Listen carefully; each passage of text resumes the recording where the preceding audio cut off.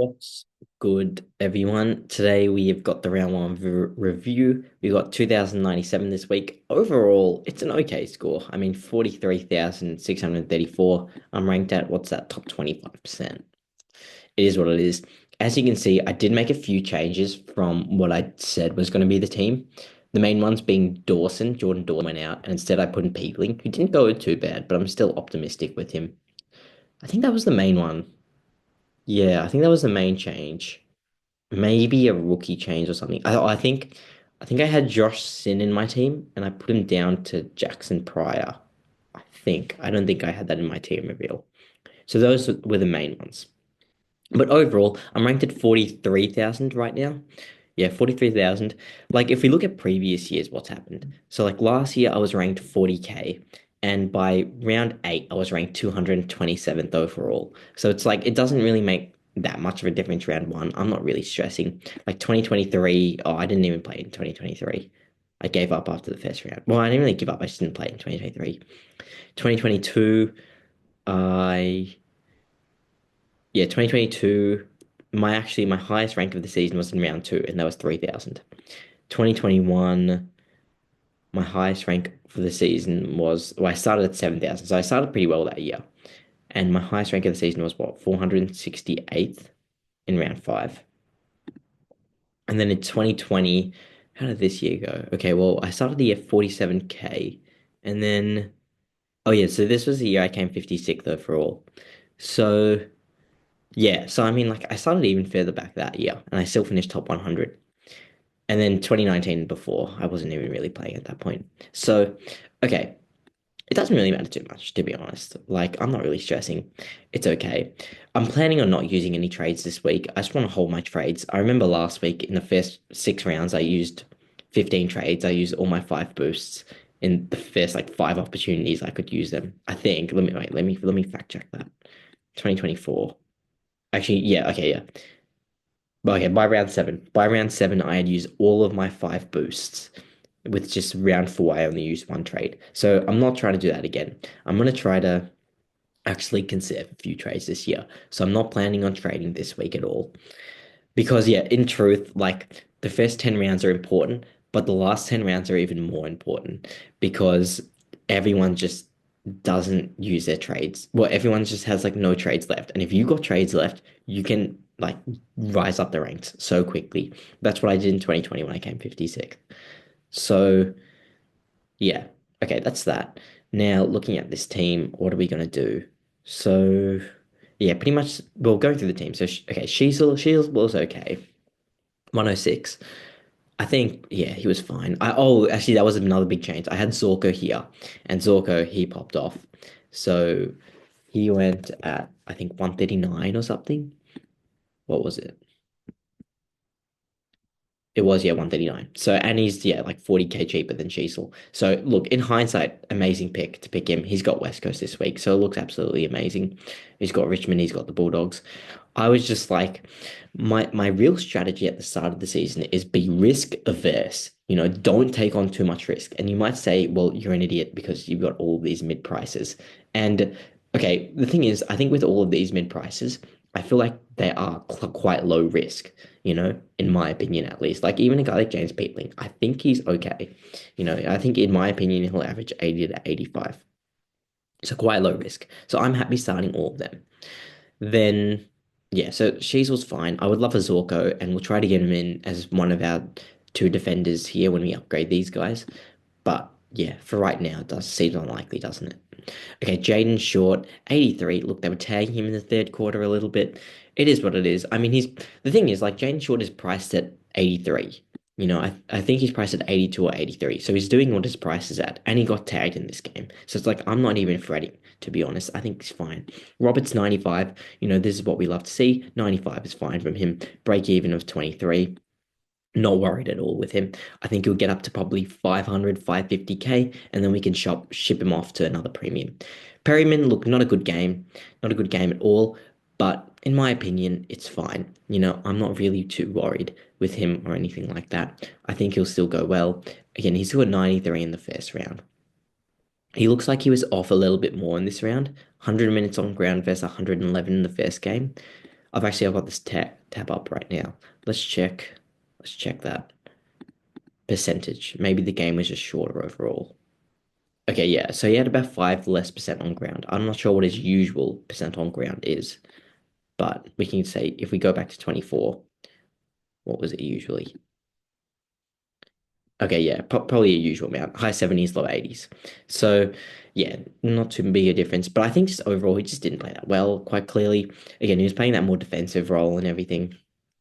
If we look at it, though, like he averaged 77.5 here, and he averaged 77.5 last year and 73.6 in 2023. But before that, he did 3 years of 90. So I'm going to give him a bit more of an opportunity. I think he's got a pretty good role. He got that 90 in round zero. I think we just give him some time, you know.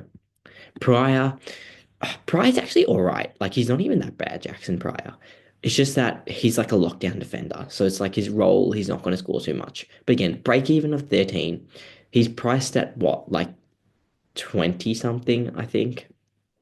So it's like he's fine. I'm not worried about Jackson Pryor. I just don't want him to touch my field again. But I think he might have to. But Zach Reed, 45, he's definitely not touching my field again. Like, yeah, he's slow, he can't kick. I mean he's a key defender, so I guess what do you expect? But yeah, Ben Patton, he's not touching my field again either. Well, he didn't touch my field this round, but yeah, got subbed out, I think. So unfortunate for him. Is he going to get dropped? Definitely potential. I mean, Sydney have lost 2 games in a row now. Seems like Riley Bice might take his role. Look, I just want one more game out of Ben Patton. He's got a negative 36 break even. Just have one more game, score like 40, and he'll go up 33K. And then I'm going to trade him out next round. I just want one game, just one game. And then Luke Trainer, 50. I think I'm probably going to field him this week. I mean, I said I'm not going to field any of these guys, but I'm going to have to field 2 of them. I think it's going to be Trainer and Pryor this week that we're going to field. -8 break even. Look, didn't even play that bad. They're playing Port Adelaide at Adelaide, so they're probably going to lose this game. Obviously, Port Adelaide played bad in round one, but they'll still probably lose this game to them, I'm sure. And yeah, Rosie, 128, really good in a really poor defeat from the whole team as a whole, but he played really well, so can't say anything bad from him.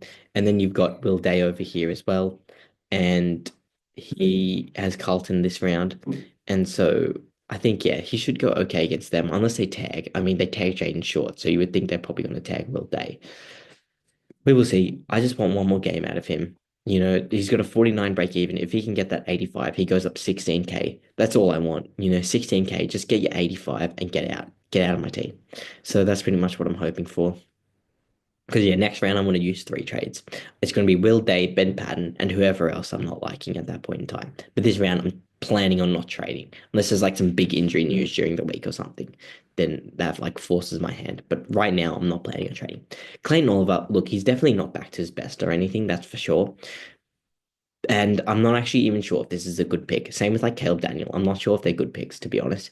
But it's just like they're so high percentage owned. Risk averse. You just got to pick them. So because it's better to be risk averse during the start of the season, especially because we don't know how players are going to turn out, how they're going to pan out. And so it's better to be risk averse at the start of the season. And then once we actually see players in games and we're like, okay, like we can see this guy's going to be good, then you can be more of a risk taker and get in some of those guys who seem a bit more risky. That's my main strategy. So yeah, a pretty risk averse team. Like I don't really have any pods out here, I would say. The only pods I would ever possibly really do is like a rookie because a rookie, I feel like I've got like a good gauge on rookies for the most part.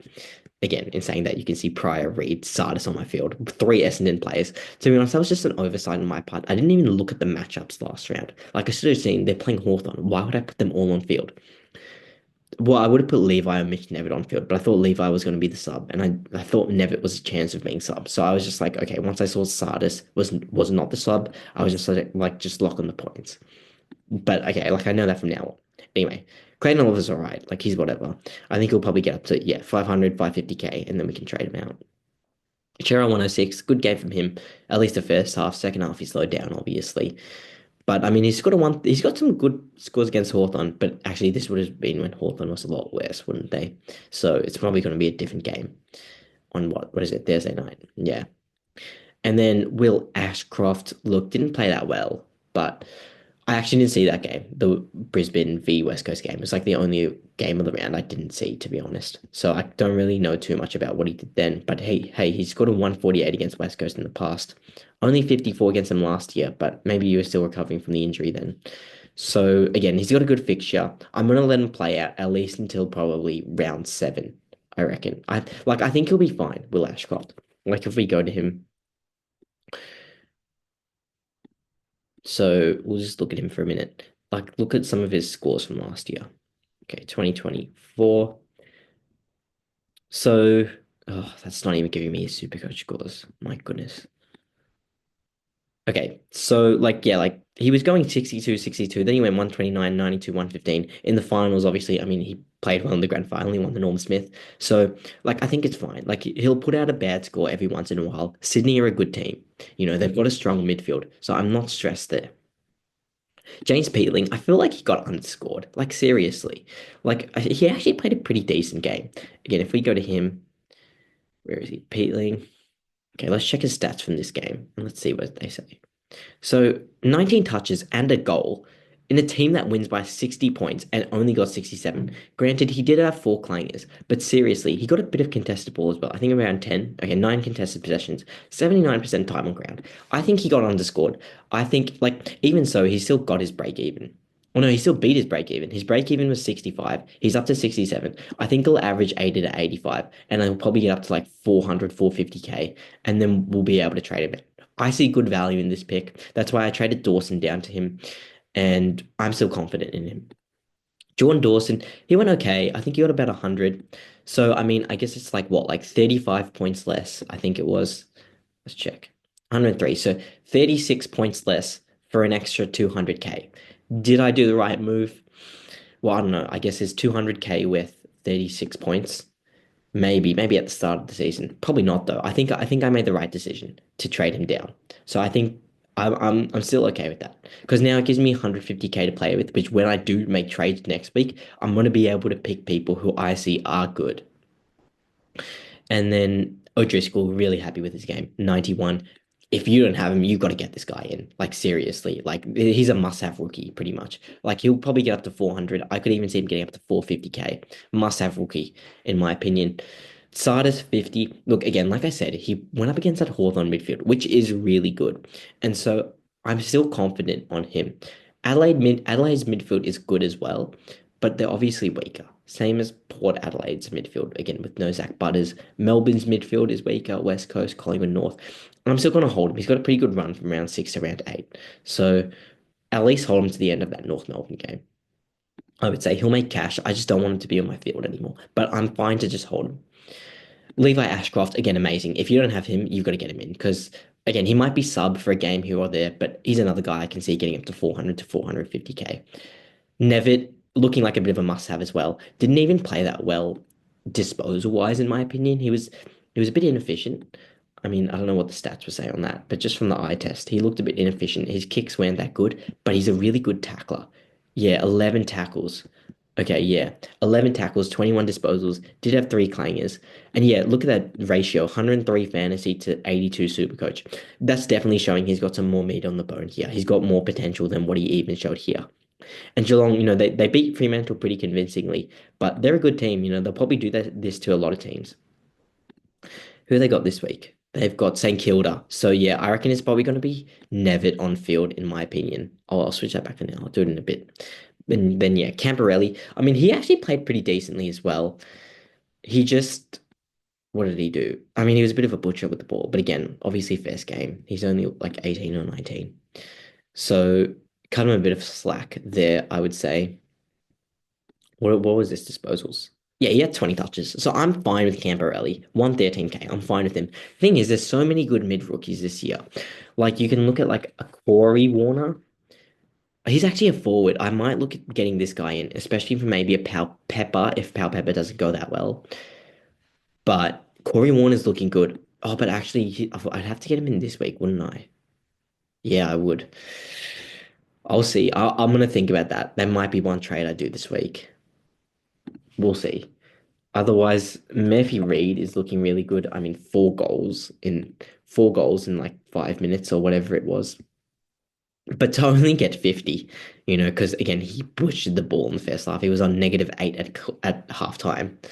And then, yeah, so I mean, he had a 58-point second half, which I mean, if he has a 58-point half every game, he's going to get 116. So that's pretty good. But again, he's not going to kick 4 goals in every game. I think I think he's one I'm okay with passing, especially I'm not sure when Hayden Young's going to come back, but I think he's one I'm okay with fading. Let me just check his price again. Murphy, he's 131, so he's a bit elevated as well. I'm okay with passing him because he's in the midfield. There's so many good midfielders. Like I could go a Sardis down to him, but I'm confident with Sardis. Like he's in his third year. I think he's got that midfield spot. Parrish hasn't come back yet, so we'll have to see what happens there. But like you can't trade everyone. You've got to save trades at some point. So even if Sardis just gets up to 250k and then I can trade him out. But I just don't really want to trade him out at this price. It's just not economical.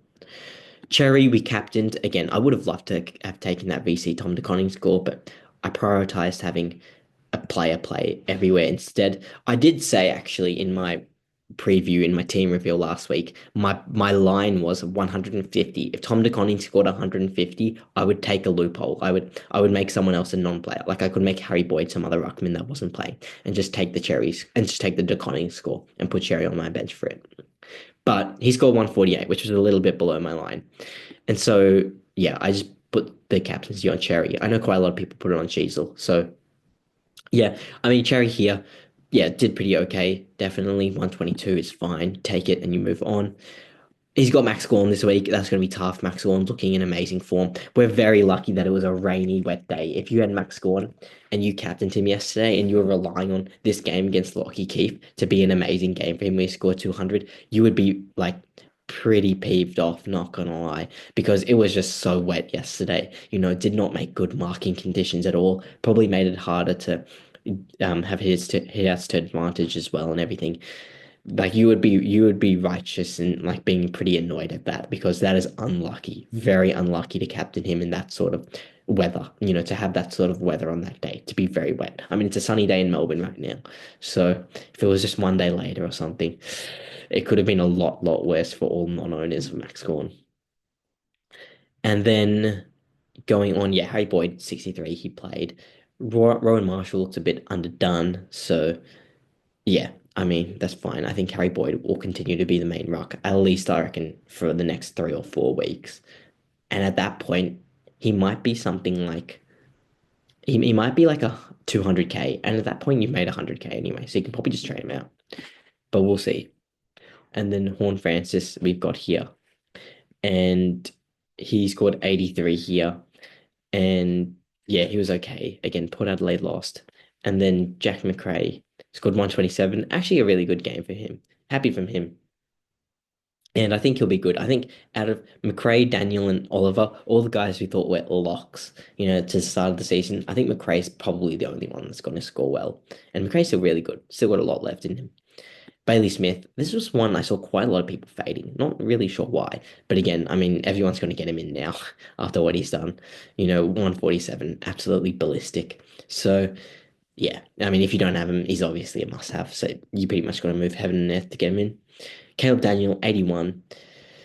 Like, Caleb Daniel's cooked, to be honest. I'm not sure when his contract runs out, but if, like, the only reason you would play Caleb Daniel at this point is for his like leadership experience and everything because you're not playing him for his ability anymore. And that's the thing. That's what happens. When does his contract expire? 2028. Oh my gosh. I can't believe that they gave him that contract. Like that's the thing. That's the unfortunate thing with like these small players. Like they base their whole game off their offense. And if their offense goes down like 5% because they're, such a negative on defense, once their offense goes down even 5%, they're pretty much like nearly completely useless. And that's kind of what Caleb Daniel is. Like he'd be close to playing VFL on ability for North Melbourne right now. But again, when you count leadership experience, he's been North Australian, he's a premiership player.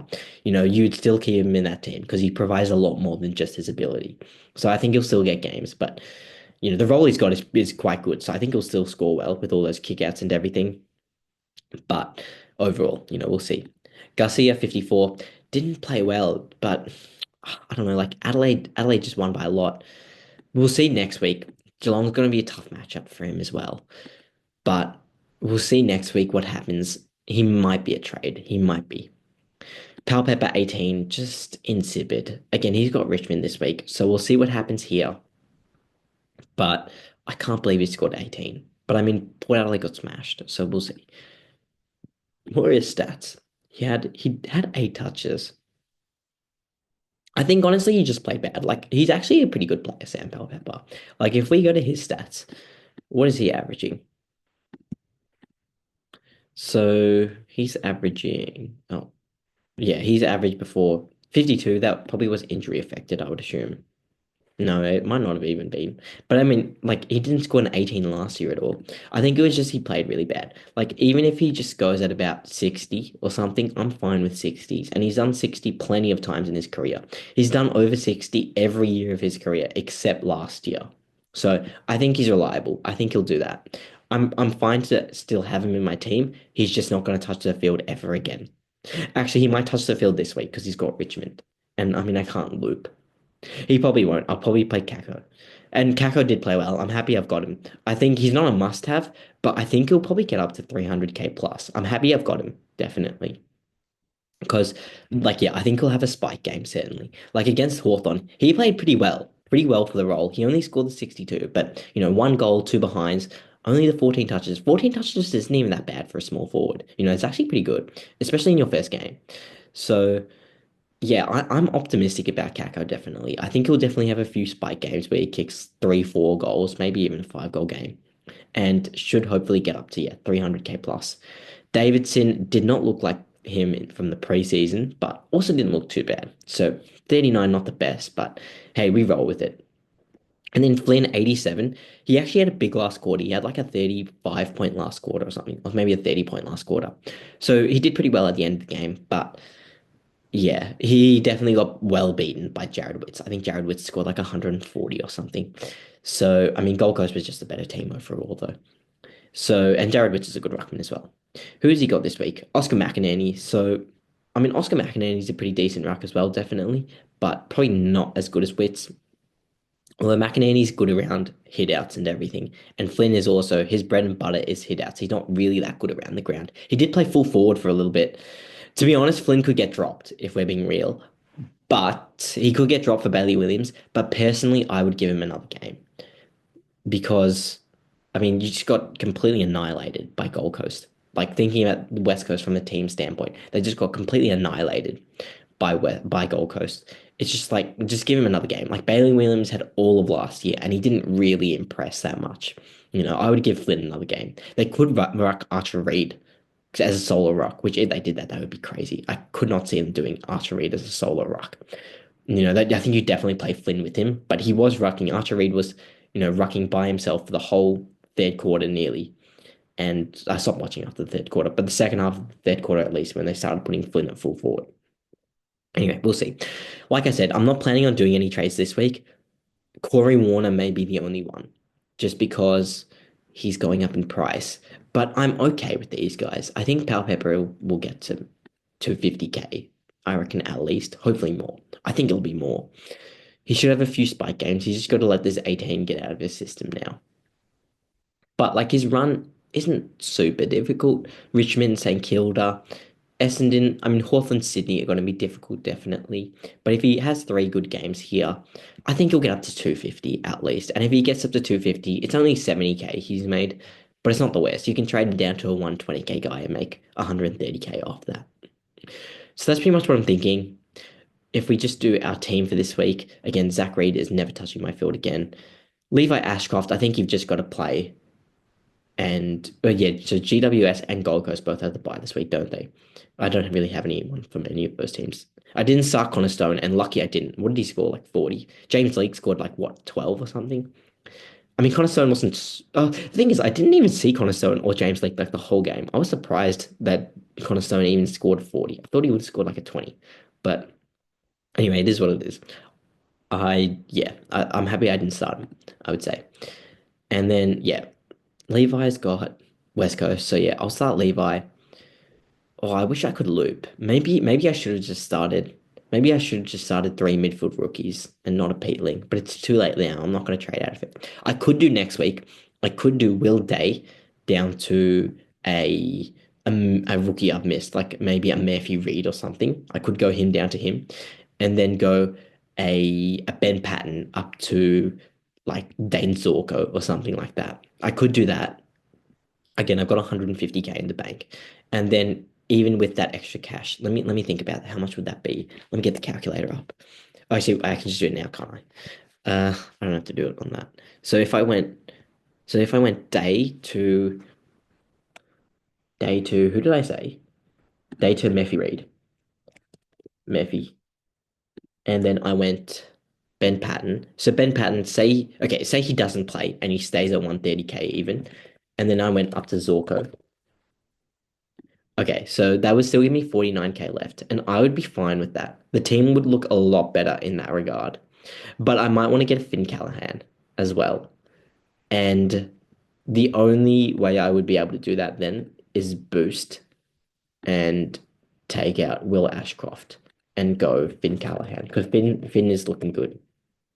Even if he's just a money maker, -2 break even, I think he'll go up to probably 550, 600K, I would assume, within the first, maybe like by round 6 or 7.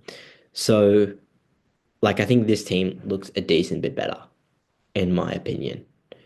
So, and then, yeah, like, okay, if I did this, I'm not going to do this week, but if I did do this now, and then the team would be Zorko on field, and then Nevitt instead of Murphy Reed, and then Kako instead of Pal Pepper.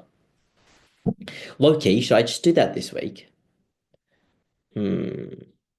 No, I'm not going to do it this week because no, because I need Ashcroft. Well, I can just keep Ashcroft in the team, can't I? Will Ashcroft.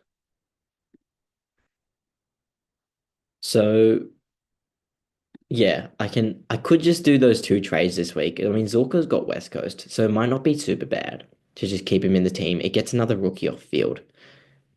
And I'm not even mad about playing those three rookies on field. I think they're all impressing. And then I've got, yeah, 49K next week. I could get a Callahan in, although what this means is I don't get the price rise out of Will Day and Ben Patton, which is what I wanted. Maybe this should have just been the way I set up my team. I was pretty gung-ho though on not starting three rookies on field. I only wanted to start the two. And again, I thought Levi was going to be sub, so I think I was fair in doing that. But I could have played Sartis. I don't know overall, but I think I'm okay with this team right now. But I'm not going to do the trades this week. I'm going to give those guys another week because it might be like a Hugo Garcia I need to trade out next week instead. So I'm going to give those guys all another week. I'm not going to do those trades. I'll just show you guys what I'll do with the subs. Levi and Kako on for Pepper. Who's Davidson got? Collingwood. I'll keep it like this. And yeah, so we got this. Vice captains, captains. The Connie's got Hawthorn. Lloyd makes a difficult ruck, I would say. But Nankervis was a difficult ruck as well, and he's got 148. We'll see. Cherry's got Gorn, so I don't want to go to him. What's his recent scores been like? 111, 90, 71. Yeah, probably not. Gorn's just so difficult to score against. And then, okay, Sheasel's got, yeah, Melbourne. Short, Port Adelaide. Roberts, Fremantle. Probably not. What was Roberts? I feel like he may have had a good score against Fremantle. No, he did not. Never mind. Okay. Perryman, Bulldogs, no. Pryor, Adelaide, no. Trainer, Port Adelaide, no. Rosie, yeah, Rosie against Richmond. I'll probably vice him. Day against Carlton, probably not. I think he might get tagged. Like, I can't believe teams are tagging Will Day and not Finn Callahan. Like, ridiculous. But anyway, it is what it is. That's kind of what I thought. I was like, surely Finn Callahan yesterday got tagged, but he just didn't get tagged by Melbourne. And maybe that means put the captaincy on Sheasel. But I mean, Sheasel didn't get tagged this weekend and still only scored 106. Oliver not putting the captaincy on him. Chera, no. Ashcroft. Ashcroft against West Coast. Low key, if I had Zorko, I'd probably put the captaincy on him. Maybe that goes in favour of trying to get him this week. Probably not, though. Ashcroft, probably not. Peatling, Essendon, probably not. O'Driscoll, Australia was in Sydney, probably not. Brisbane against West Coast. Look, Levi played well last week, but I think it would be a pretty ballsy move to put the captaincy on Levi in his second game and not even on Will. So I probably won't. Tristan Cherry, although he did obviously outscore him this week. Tristan Cherry, yeah, against Gordon, no. DeConning, probably not. Horn Francis against Richmond, again, but they're both playing the same game, Rosie and Horn Francis. Jack McRae is actually a guy I think is just very safe. I reckon he'll give you at least about 110, 115. Bailey Smith, honestly, played really well. I don't know if I'd put the captaincy on him though. I think he's just too risky. Again, like I'm very happy to have him in the team, but too risky, I think, to put the captaincy on. If we look at, he had 32 touches, only one goal as well. So this is a game which he could definitely replicate in the future. And it's against a weak St Kilda team. I'll think about it. It might be Bailey Smith fullback captaincy. Hopefully Rosie can just get it done in that game. Will I even have a loop actually? I might not have a loop. Yeah, I don't know. Okay, Caleb Daniel against Melbourne, probably not. Garcia against Geelong, probably not. Kako against Adelaide, probably not. Flynn against Brisbane, probably not. Actually, yeah, if I don't have a loop, I'm just gonna go captaincy on Rosie, to be honest. And then I'd slap the vice on DeConning. But I feel like I might. I feel like Patton might get dropped or something. It's only best 18 as well this week, isn't it? I forgot about that. Actually, so that's good. So hopefully our best 18 is 1, 2, 3, 4, 5, 6, 7, 8, 9, 10, 11, 12, 13, 14, 15, 16, 17, 18. And then Flynn can replace the lowest score on field. And hopefully these two don't even need to get counted, Garcia and Kako. That's actually pretty good. I think my best 18 is quite strong, not gonna lie. I mean, Perryman only scored 62 this week, but we shall see. We shall see. I'm actually happy with this team, to be honest. I think not trading and trying to conserve trades is really going to help me towards the later end of the season, which again is what is always the dominant strategy, pretty much, conserving trades. I mean, you've got to play somewhat aggressive because you've got to level up your team, but you also want to conserve your trades. Anyway, that's pretty much all I've got for this video. Thank you guys all so much for watching, and I will see you in the next one.